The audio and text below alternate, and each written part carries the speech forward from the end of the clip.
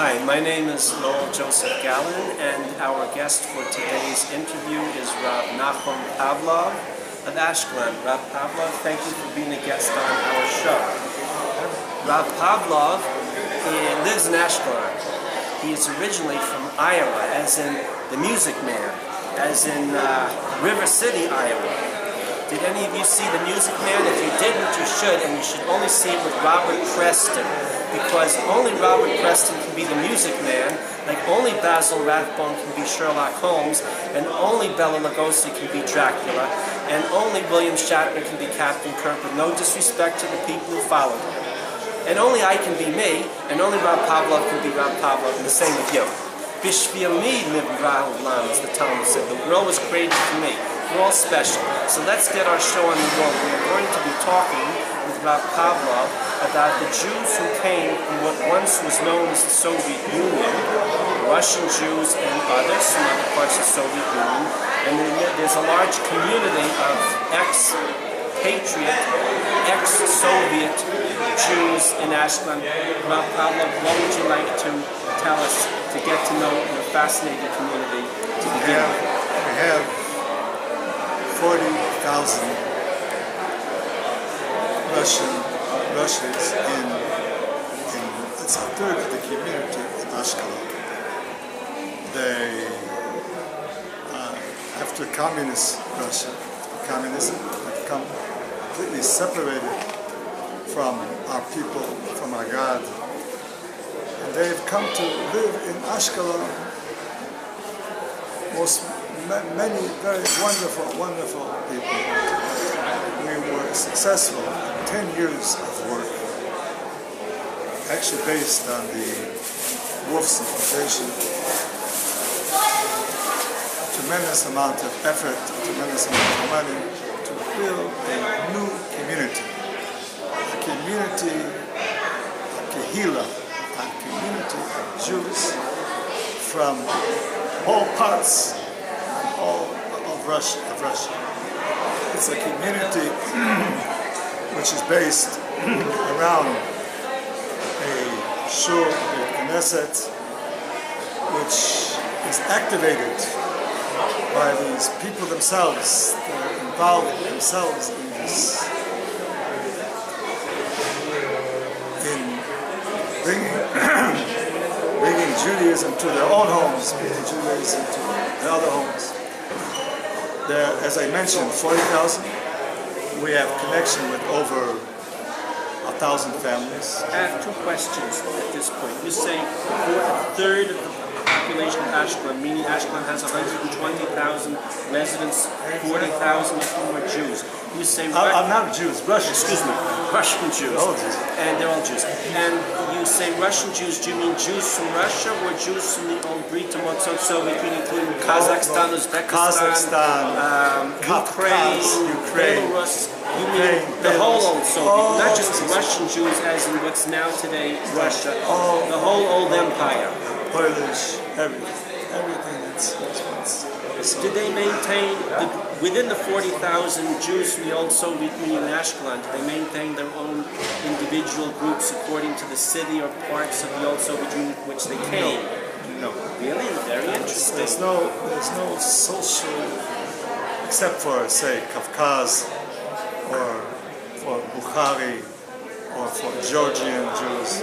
They remain together, but the others are separated. The Ukrainian, the Polish, they are separated. They are not connected directly with anyone. They have no connection, because the connection comes through Pesach Pesach. Today we have them connected. Many religious families, many people on their way. It's a revival of real embassy Jewish feelings. Of these 40,000 Jews from the old Soviet Union, of the million Jews who came here in the 1990s, many of them were mixed. Some had two Jewish parents, one Jewish parent, two Jewish grandparents, one Jewish grandparent. Do you find this cholent, this cocktail, this mix represented in Ashkelon? Yes, it is. And that there's an increasing number of halachically non-Jewish, partially Jewish origin Yes, ex-Soviets I like who are that. converting I to like Judaism. it, yes. So there's this trend. There is a trend. There is, say, 5,000 that we could say are Soviet Jews. What kind of Jews? There are about 5,000 which were actually not, probably not Jewish in Halal. But if you hear the stories, I don't know. There was a famous rabbi called Yitzhak Zilber. Yes.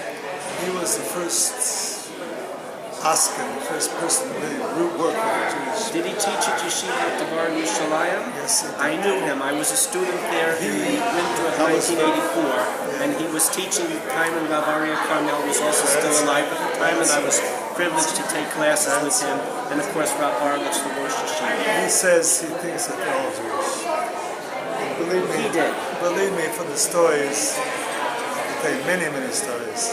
I just had a story 2 weeks ago. One of them, a couple, which were 100%, they thought they were goyim, they thought they were not Jewish. They lived in Ashkelon for 7-8 years. Recently, a few months ago, they decided we're going to Canada. They got out their papers, their passports. They told them, excuse me, you're Jewish. He didn't know. This man, well, I'm Jewish, I want to know what it is. He went one Shabbos. One Shabbos he went. Shabbos. He wants to be Jewish. I add a footnote here. The issue of people who didn't think they were Jewish, who found out they were Jewish. There are two famous cases like that among many others. There were two skinheads in Poland who were involved in Nazi movements there and harassing Jews. Except they had a problem. They found out they were Jewish. They had a kind of, they're now Haredim, Hasidim, they wear black hats the whole way through. Then there's a leading Hungarian anti-Semitic party leader in the last, he has a problem. You know, it's like Levy's Jewish life. You don't have to be Jewish to eat Levy's real Jewish rye bread, and you don't have to not be Jewish to be an anti-Semite. So this guy finds out, this Hungarian anti-Semitic leader, he has a problem. There was also a case like that in the American Nazi Party about 20 years ago, that their leader found out that his mother had been at Auschwitz. So you have these kind of Midsummer Night Dreams, I like to tell you, Shakespeare stories. I feel that we have many cases. And I want to add something else. I'm in favor of as many real non-Jews as possible converting to Judaism because it improves the gene pool. One terrible effects of the Khmelnytsky massacres was that after 600,000 Jews, you had 6,000 Jews or 6,000 families who intermarried with each other. One of the reasons there are so many genetic diseases among Eastern European Ashkenazi Jews, gout, Tay-Sachs, these terrible diseases, is because of the limited gene pool in the intermarriages, along with another side effect of with Ashkenazi Jews, along with the superintelligence. The flip side of that is schizophrenia, manic depression, all sorts of forms of mental illness, which are extremely common, which means you want a gene pool to be as mixed as possible. We have an average of at least 20 in our community. What? Of people becoming Jewish, gay. 20%. 20 people at least a year. There's a tremendous movement toward this, a tremendous movement. We have, just in the recent months, we've had many cases. We have a Kafkazi from the mountains of Kafkaz. A couple, the wife wants to become Jewish, and the husband is not religious. She's making him religious. And I want to tell you, yes, I want to tell you, my community, in my community, the strongest Jews are gay. We have two women that are the pillars of the community. Wonderful people. They converted. I don't promise you that they were not born Jews. I don't promise you. But they converted. They are the strongest Jews in the community. The pillars of what Judaism, real Judaism is. By the way, they'll tell you, this is not Jewish people. This is Judaism. They're very strong, very clever. And we're very proud of them. Could you tell us a little about the Kafkaz Jews? What would that be called in American English? Caucasian, the Jews of the Caucasus? Caucasus, yes, it's called. Caucasus is a mountain area.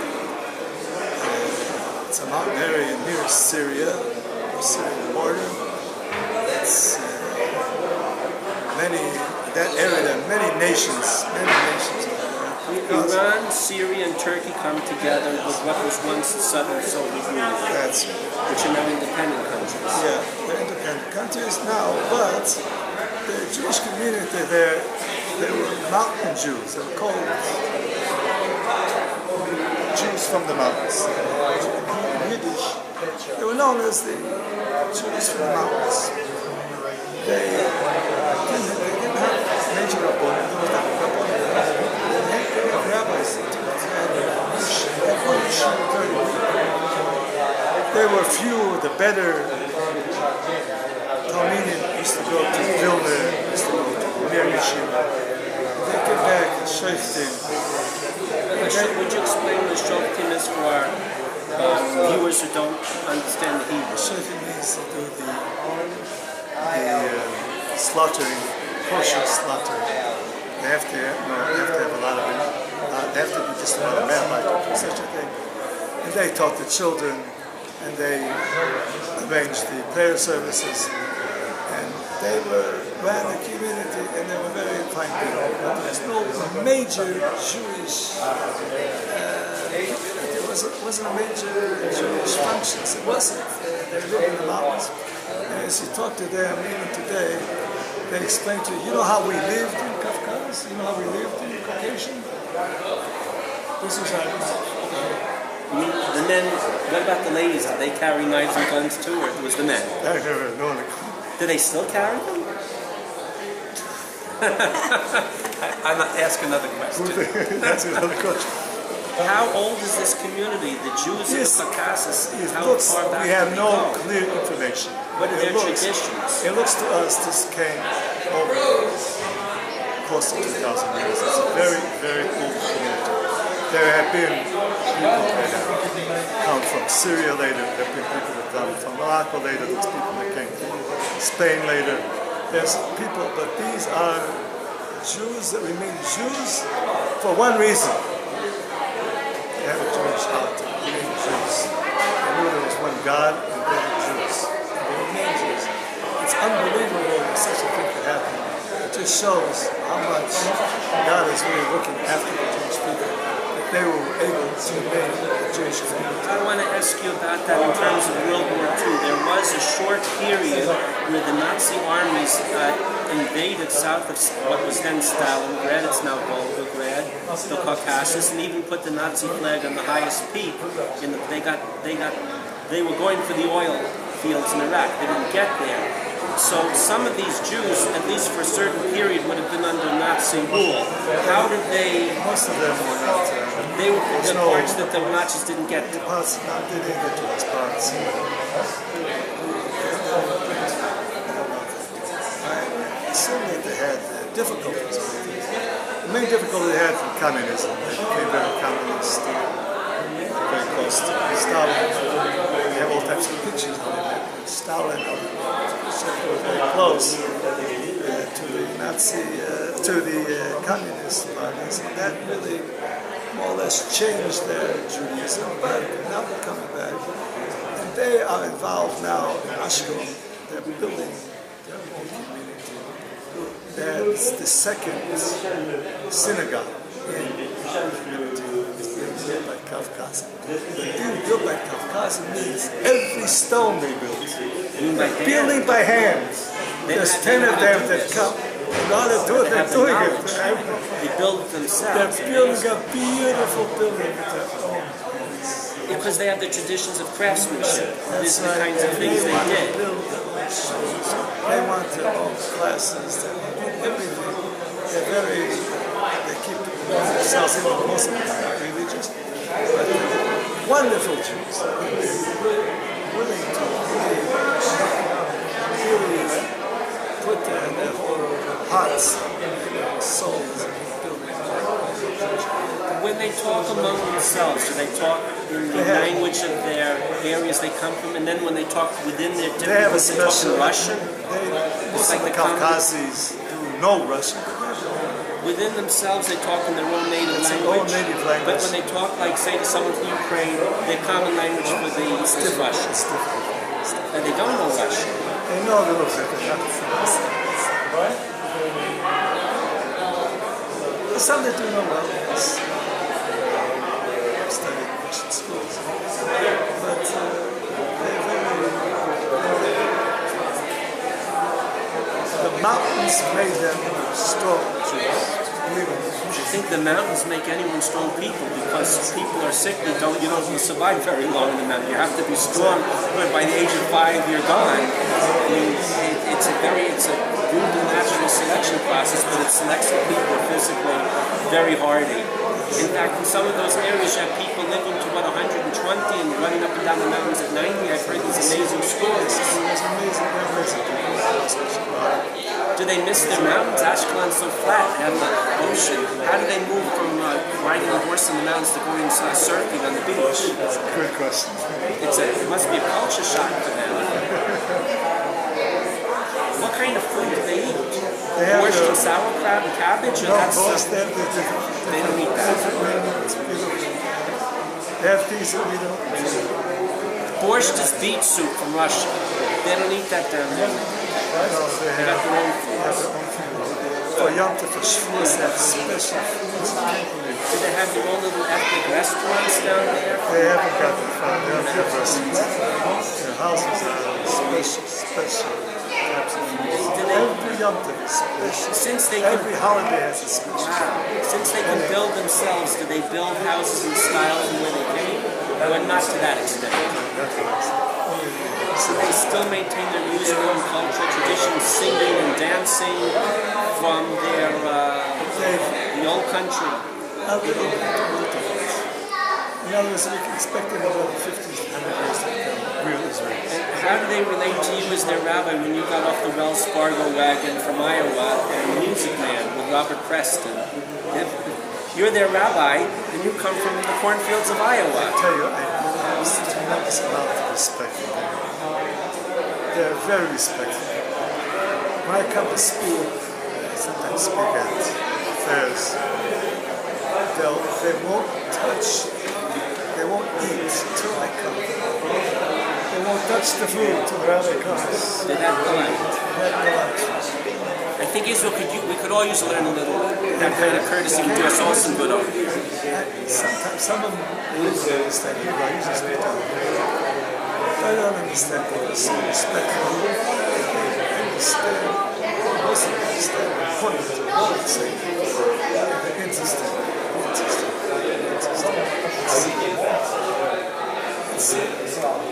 It must be very hard for the old people who remember the old country, and of course, with the kids who grew up here, they don't have memories of the old country, so it's easier with immigrants from anywhere. The synagogue, what we're trying to do is to recreate the situation in Kafka. We're trying not to make it the Israeli synagogue. We're trying not to make it the Ukraine synagogue. The synagogue which was Kafka's, which means a very social type. It's called in Russian Fabrein. Excuse me? Fabrein in Russian. Like Farbrengen, that the Lubavitcher Rebbe had Farbrengens? Yeah, that's a Russian word. Farbreng. It's a Russian word. To bring everyone together. No. That's what we're trying over there. That's the idea of this new synagogue. My synagogue is mostly from the old synagogue, which we have, is more or less from Ukraine and from White Russia. And they're more educated doctors, physicists, accountants. White Russia is where? Moscow and the central Russia? Minsk is called. Moscow is... White Russia is Belarus. Minsk. Belarus. My grandparents came from. Minsk. That's called White Russia. The major people in Minsk is a major center. We have a lot of Michaels, we have Lithuanians, we have that area, we have all these type of people. Today, we have Russians, Litva, Russians. Also, they have this feeling that they themselves are responsible for Jews, they themselves are responsible for what's going on in the city. They're responsible, they take a lot of responsibility, and they're capable of building. I just like to make a point that we've reached 1,000 people. We've spoken 1,000 people. Remember, I told you it was 40,000. So, actually, at the beginning of the rebuilding of the Russian community, at the beginning, God helped us to rebuild something as it was. That's how we should be successful to rebuild as it was. So look, that we're very close to many, many wonderful, heartful Jews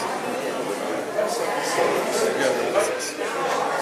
We try now to build a school system over it, Cheder, the elementary school for starting first grade, second grade, kindergarten. To build up the community, it should look as it looked before the second grade. And the language of instruction is Hebrew. Or is it Yiddish? No. It's Russian. Yes. It's Russian. Yes. So these people from all these different groups, it's not their local languages, it's not Hebrew, it's not Yiddish, it's the lingua franca, the global language, the lingua franca of Ashkelon for the Jews of old Soviet Union is Russian at the moment. Yes. Okay, well, as Woody Allen says, whatever works, it's Russian, it works. The children at 3-4 years old, So they're coming from all these places, they're talking to each other in Russian, and the rabbi comes from the cornfields of Iowa. That's Israel, a very special, amazing place. And is there any concluding comment you'd like to make for our first interview, Rav Pavlov, before we conclude? Yes, I'd like to say one thing.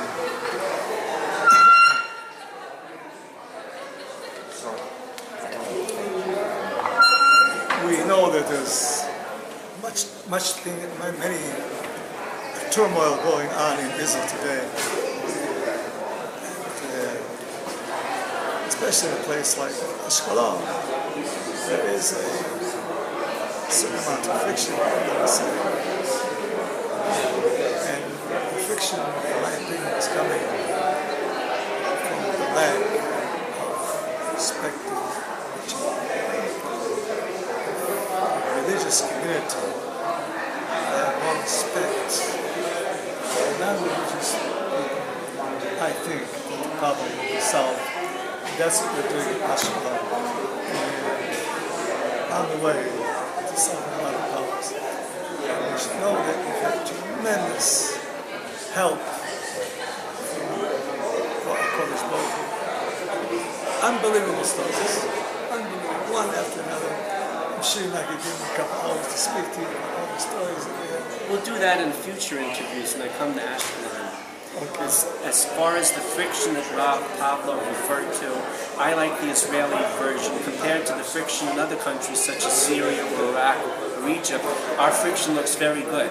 And what I like about Israel, what's so special about Israel, and it's easy to say because it's true, is that in a country the size of New Jersey, with the population density of Singapore, people from hundreds and hundreds of different ethnic, religious backgrounds, both religious within the Jewish people and religious with other religions, the Druze, the Muslims, the Christians, are able to live together more or less most of the time pretty well, especially if you look what's going on in the rest of the world. Israel really is a beacon. Right now in our pre-Messianic period, it may not be perfect. Where there's people, there's problems, that makes it interesting. But compared to the rest of the world, Israel, including the good old United States that I come from, or New York, which is part of the United States, or the United States is part of New York, depending on the perspective, Israel looks really good. So I really want to thank Rachelea Davis, who introduced us, and so that we could have this wonderful interview 2 nights before Shavuot, which is known in English or Septuagint Greek as Pentecost, the 50th day after the Yetziat, the going out of Egypt from Passover. We celebrate Shavuot, Pentecost, when God came down on Mount Sinai and gave Moses the 10 commandments, or really the 10 words, the 10 utterances. That's 2 nights from now, so stay tuned. Tuesday night, we celebrate Shavuot, which according to our tradition, King David was born on and died on Shavuot, Pentecost. So we want all our non-Jewish friends to celebrate with us one of the 3 Shalosh Regalim, the 3 biblical pilgrimage festivals, when Israelites would come from all over the ancient world to the first and second, and soon will come to the 3rd temple. We have Passover, Shavuot, and then Sukkot, which is tabernacles in the fall. Rav Pavlov, thank you very much, and we thank our viewers for watching and listening. We wish you all a Chag Sameach, a happy Shavuot Pentecost.